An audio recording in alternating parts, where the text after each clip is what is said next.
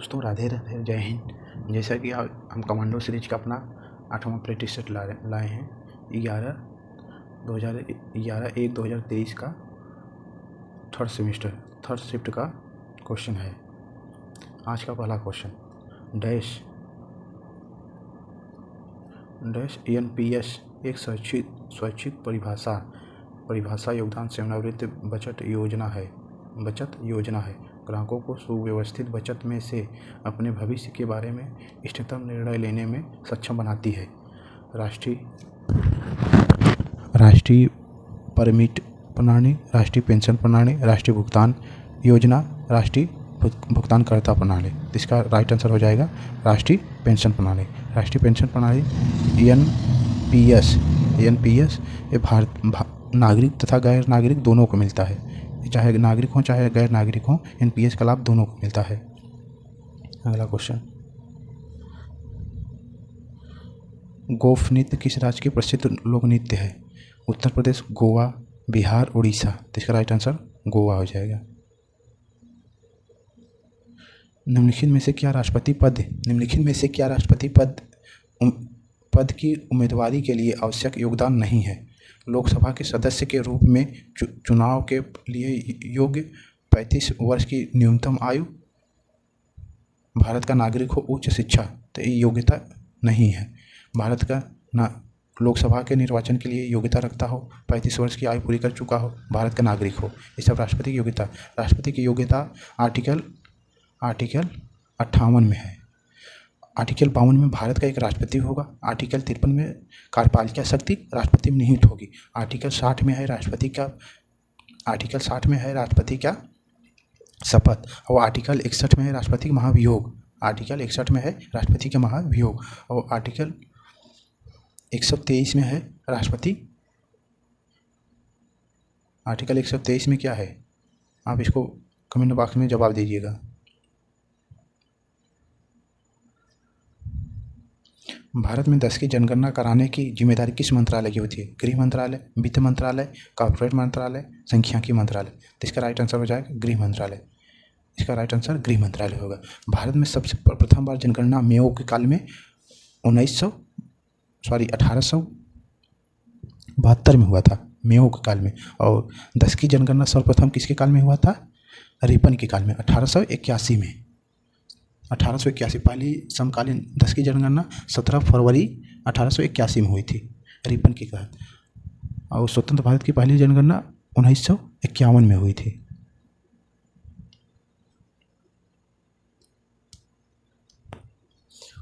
ऊपर मृदा की तीसरी परत की पहचान कीजिए। अपक्षय रहित आधारी चट्टानें, उपमृदा, ऊपरी मृदा, अधः स्तरीय अपक्षयित आधारी चट्टानें। तो इसका राइट आंसर ऑप्शन नंबर 4।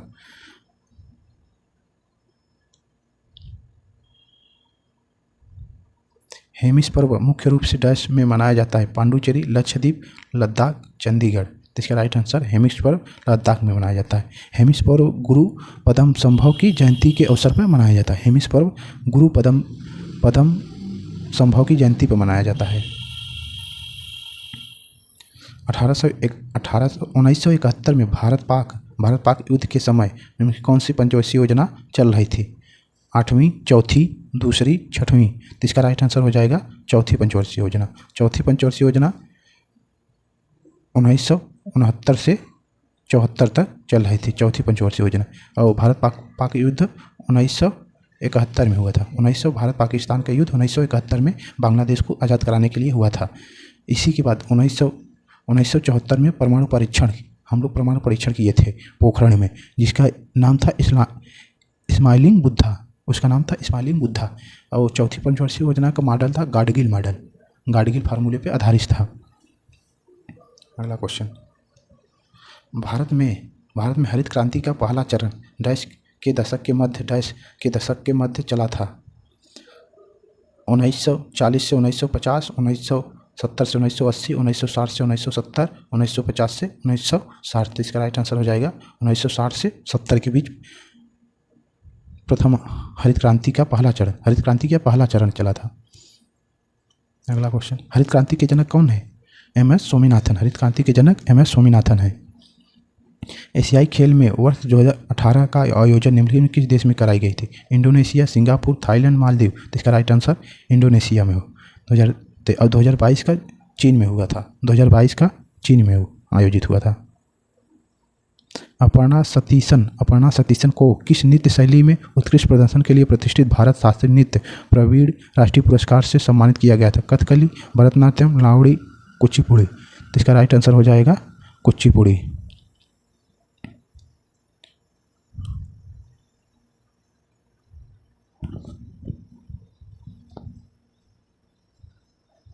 पुरुषों की श्रेणी में फेंके जाने वाले डिस्कस में प्रयुक्त डिस्कस का व्यास और वजन कितना होगा?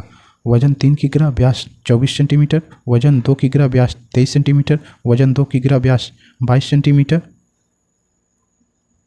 वजन 2.5 किग्रा, व्यास 22 सेंटीमीटर। एक राइट आंसर हो जाएगा वजन 2 किग्रा, व्यास 22 सेंटीमीटर।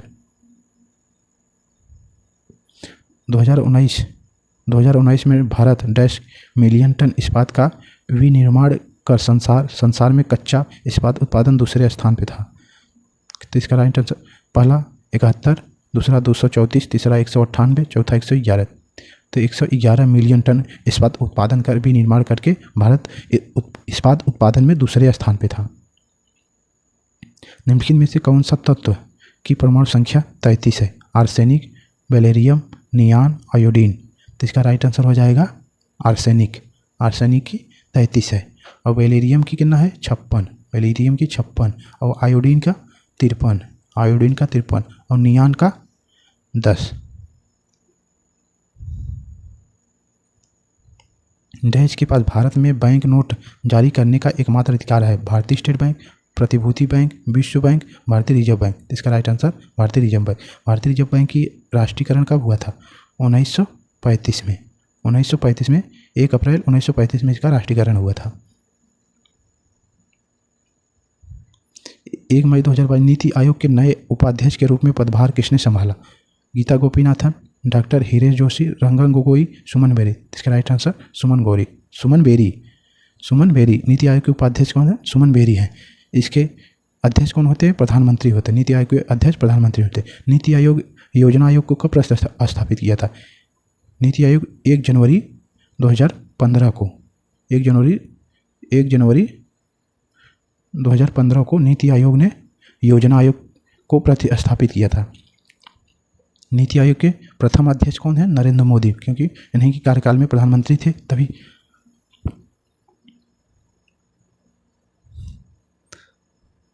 चूँकि मौर्य साम्राज्य इतना बड़ा था इसलिए अलग अलग हिस्सों में अलग अलग शासन किया जाता था। डैश के पास के इलाके में साम्राज्य का सीधा नियंत्रण था? तक्षशिला, उज्जैन, पाटलिपुत्र, लुम्बिनी। इसका राइट आंसर हो जाएगा पाटलिपुत्र।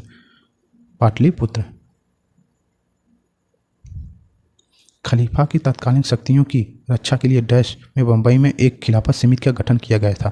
मई 1918, मई 1919, मार्च 1918, मार्च 1919। तो इसका राइट आंसर हो जाएगा मार्च 1918। इसमें अली बंधु ने खिलाफत आंदोलन की नेतृत्व की थी।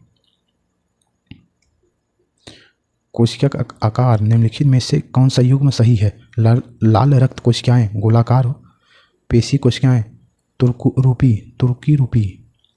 तो इसका ना तो पहला सही है ना तो दूसरा। पहला दूसरा दोनों, केवल दूसरा केवल पहला। तो इसका राइट आंसर दोनों होता है। लाल रक्त कोशिका गोलाकार होती हैं और पेशी कोशिका तुर्की रूपी होती हैं।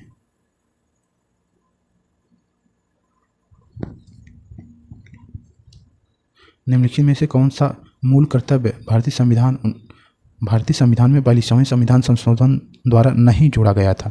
ऑप्शन नंबर 6 से 14 वर्ष की आयु के बीच बच्चों या प्रतिपाल्य को शिक्षा के अवसर प्रदान करना। ऑप्शन नंबर 2 सामाजिक संस्कृति की गौरवशाली परंपरा का महत्व समझना और इसका परिरक्षण करना। ऑप्शन नंबर 3 सार्वजनिक संपत्ति की रक्षा करना और हिंसा से दूर रहना। ऑप्शन नंबर 4 भारत की प्रभुता, एकता और अखंडता की रक्षा करना तथा उसे अक्षुण्ण बनाए रखना। तो इसका राइट आंसर हो जाएगा ऑप्शन नंबर 1 6 से 14 वर्ष से बच्चों की आयु के प्रतिपालन की शिक्षा के अवसर को प्रदान करना। ये 86वें संविधान संशोधन द्वारा 2002 में जोड़ा गया था। 6वें संविधान संशोधन। मूल कर्तव्य स्वर्ण सिंह समिति के द्वारा मूल कर्तव्य जोड़ा गया था। स्वर्ण सिंह समिति के द्वारा। स्वरसेन समिति के द्वारा 1976 में 42वां संविधान संशोधन 1976 में जोड़ा गया था। और इसमें 10 मौलिक कर्तव्य जोड़े गए थे। और 11वां मौलिक कर्तव्य 66वें संविधान संशोधन द्वारा 2002 में जोड़ा गया था। 11वां मौलिक कर्तव्य। सितंबर 2022 में भारतीय रिजर्व बैंक के द्वारा यस बैंक के गैर कार्यकारी आंशिक अध्यक्ष के रूप में किसे मंजूरी मिली? ओसवान स्मिथ, शक्तिकांत दास, रामा सुब्रमण्यम गांधी, रघुराम राजन। तो इसका राइट आंसर हो जाएगा रामा सुब्रमण्यम गांधी। ओसवान स्मिथ कौन है? शक्तिकांत दास वर्तमान में आरबीआई के गवर्नर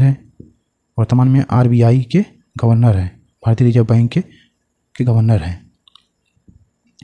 सभी साथियों से निवेदन है कि अपना तैयारी जोरों में रखें और कंटिन्यूटी बनाए रखें। कंटिन्यूटी मोस्ट इम्पॉर्टेंट होता है। अगर जिसका कंटिन्यूटी रहेगा वही फाइनल मेरिट में आएगा। अगर फाइनल मेरिट में सिलेक्शन लेना है तो अपनी कंटिन्यूटी बनाए रखो, क्योंकि अब कंटिन्यूटी है। अगर आप 6 से 8 घंटे 8 से 10 घंटे पढ़ेंगे और कंटिन्यूटी बनाए रहेंगे, revision is the most important. और प्रतिदिन अपना रिवीजन करते रहो। जितना सुबह पढ़ो 2 घंटे रिवीजन के लिए रखो। कम से कम शाम को 2 घंटे, जितना दिन में पढ़े हो उसको शाम को 2 घंटे पर डे रिवाइज करते रहो। रिवाइज बहुत ज़रूरी है जन। आप नया कम पढ़िए, पुराना अपना जो पढ़े हैं उसका रिवाइज करिए। और मॉक टेस्ट कम से कम हफ्ता में 3 दिन 4 दिन जरूर दीजिएगा। हफ्ता में 3-4 मॉक टेस्ट, अगर संभव हो सके डेली मॉक टेस्ट दे दीजिए। डेली मॉक टेस्ट, एक मॉक टेस्ट तो डेली देना चाहिए सभी को। चलते हैं मित्रों, धन्यवाद। राधे राधे।